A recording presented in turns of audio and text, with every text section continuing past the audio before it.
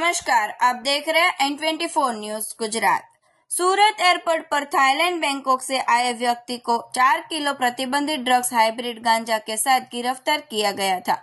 उसके रिमांड के दौरान ट्रॉली बैग के ऊपर नीचे के खानों में छुपाए गए 4 किलो 800 ग्राम से अधिक हाइब्रोवेट बरामद किए गए, जिसकी कीमत ₹1,70,00,000 आंकी गई है।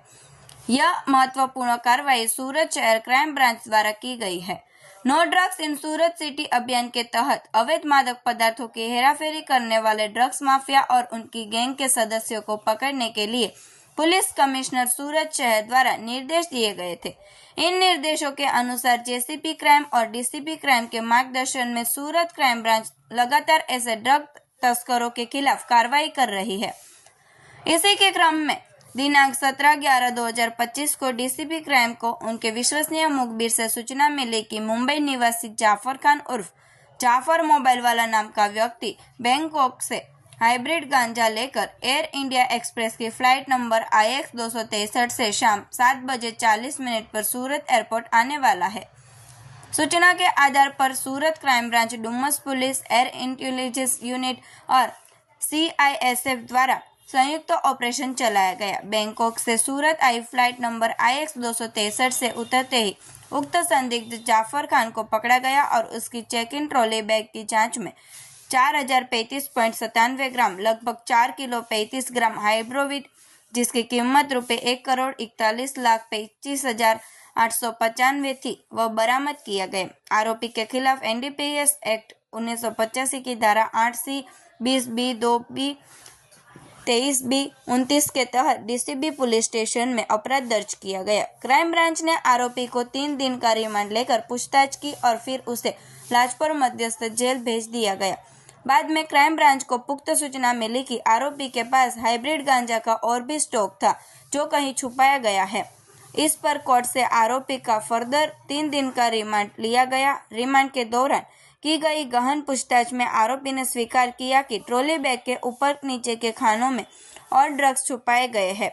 ऊपरी अधिकारियों की सूचना पर पंचों की मौजूदगी में कारीगर बुलाकर ट्रॉली बैग खोला गया, जहां से लगभग 4 किलो 892 ग्राम हाइब्रिड गांजा बरामद किया गया, जिसकी कीमत ₹1,69,82,000 आंकी गई। इस प्रकार क्राइम ब्रांच ने कुल ₹3 करोड़ से अधिक मूल्य के ड्रग हाइड्रोविट बरामद करने में सफलता प्राप्त की है। No drugs in Surat city અન્વયે સુરત પોલીસ અને સુરત ક્રાઇમ બ્રાન્ચ, SOG અને અલગ અલગ બ્રાન્ચો અને પોલીસ સ્ટેશનો દ્વારા ડ્રગ વિરુદ્ધ સતત મુહિમ ચાલુ રાખી અને એના વિરુદ્ધ ડ્રગ માફિયાઓ વિરુદ્ધ સતત કાર્યવાહી કરવામાં આવે છે। આ જ એક કામગીરીના ભાગરૂપે સુરત ક્રાઇમ બ્રાન્ચને એક ઇન્ફોર્મેશન મળી હતી। 17/11/2025 રોજ એક બેંકોકથી સુરત એર ઇન્ડિયા એક્સપ્રેસની ફ્લાઇટમાં એક જાફર ખાન મોબાઈલ વાળા નામનો માણસ ફ્લાઇટમાં આવે છે અને એની પાસે હાઇબ્રિડ ગાંજો છે। આ બાતમી આધારે સુરત ક્રાઇમ બ્રાન્ચની ટીમના પોલીસ ઇન્સ્પેક્ટર SM પરમાર અને એની ટીમ દ્વારા એરપોર્ટમાં એમને પકડવામાં આવ્યો હતા અને એમની સર્ચ દરમિયાન 4 કિલો જેટલો હાઇબ્રિડ ગાંજો મળી આવ્યો હતો।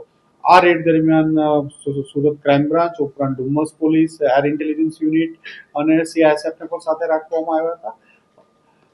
એમની પાસેથી અંદાજે 1,41,00,000 જેટલો મુદ્દામાલ કબજે લેવામાં આવ્યો હતો। આ મુદ્દામાલ એને કોઈને આપવાનો હતો, એને એરપોર્ટથી બહાર નીકળ્યા પછી કોને આપવાનો છે એ બાબતે એમને જાણ કરવામાં ફોન ઉપર આવવાની હતી। ક્રાઇમ બ્રાન્ચની ટીમે એને પકડી અને એને અરેસ્ટ કરી એના 3 દિવસના રિમાન્ડ લેવામાં આવ્યા હતા। એમની ઘણી બધી પૂછપરછ કરવામાં આવી હતી। દરમિયાનમાં ફરીથી ક્રાઇમ બ્રાન્ચને એક ઇન્ફોર્મેશન મળી કે જાફર ખાન પાસે વધુ મુદ્દામાલ છે, જે બાતની આધારે ફર્ધર એના રિમાન્ડ લેવામાં આવ્યા હતા અને એની પાસેનું જે લગેજ હતું બેગ, જેમાં ઉપર 8 પેકેટ જે 4 kg મળ્યા હતા, એ બેગ જ એને કન્ફેસ કર્યું કે બેગની અંદર કન્સીલ કરીને છુપાવીને વધુ હજી મુદ્દામાલ બીજો છે, જેથી પંચો અને સરકારી પંચો વિડીયોગ્રાફી અને બધાની સાથે રાખી અને ફરીથી એકવાર બેગની સર્ચ કરવામાં આવી હતી। બેગની ઉપર એક ફરીથી બીજું બેગનું કવર લગાડી દેવામાં આવ્યું હતું બેગની ઉપર, એમાં ટાયર ને ઉપર આખી બેગ કેવિટી બનાવી અને છુપાવવામાં આવ્યું હતું। એમના ઉપર એમણે કાર્બન પેપર મૂક્યા હતા, જેથી જે બેગેજ સ્કેનરમાં આ ડ્રગ્સ છે એ સ્કેન ન થાય અને આરામથી પાસ થઈ શકે, એટલે એ પણ એને છુપાવીને કબજે કરવામાં આવ્યું છે. એ બંને બેગ તોડીને સર્ચ કરતા એમાંથી 4 પેકેટ મળી આવ્યા હતા, જે 4 કિલો 800 ગ્રામ એટલે અંદાજે 5 કિલો જેટલું, અને જેની કિંમત 1,70,00,000 જેટલાનો મુદ્દામાલ વધુ સુરત ક્રાઇમ બ્રાન્ચ દ્વારા ધરપકડ કરવામાં આવ્યું છે. ફોઇલ પેપર, બેગ વધુ કબજે, જે કાર્બન પેપરની કબજે કરવામાં આવ્યા છે, અને હજુ આમાં તપાસ ચાલુ છે. દરમિયાન ઘણી બધી પોલીસને ઇન્ફોર્મેશન આ કેસ બાબતે આગળ મળી છે, પણ હાલમાં કાર્યવાહી આ બાબતે ચાલુ છે, અને આ ઇન્વેસ્ટિગેશનમાં ટોટલ 3 કરોડથી વધુનો મુદ્દામાલ કબજે કરવામાં આવ્યો છે. સર, આ ડ્રગ્સ કેસની અંદર અન્ય કોણ સંડોવાયેલું છે અને શું નામો ખુલવા પામ્યા છે અને ઇન્વેસ્ટિગેશન દરમિયાન ત્યાંથી મોકલવાવાળા અને આગળની લાઈન પોલીસને મળી છે, પણ હાલ પૂરતું ઇન્વેસ્ટિગેશન ચાલુ હોય એટલે હાલમાં આ બાબતે આપણે કહી નહીં શકાય. બેંકોક સિવાય અન્ય ક્યાં તાર જોડાયેલા છે? તામિલનાડુ, ચેન્નઈ અને અલગ અલગ રાજ્યો, મહારાષ્ટ્ર સાથે આ કેસના તાર જોડાયેલા છે. देखते रहिए N24 न्यूज गुजरात, सिर्फ हम तक ही नहीं सब तक।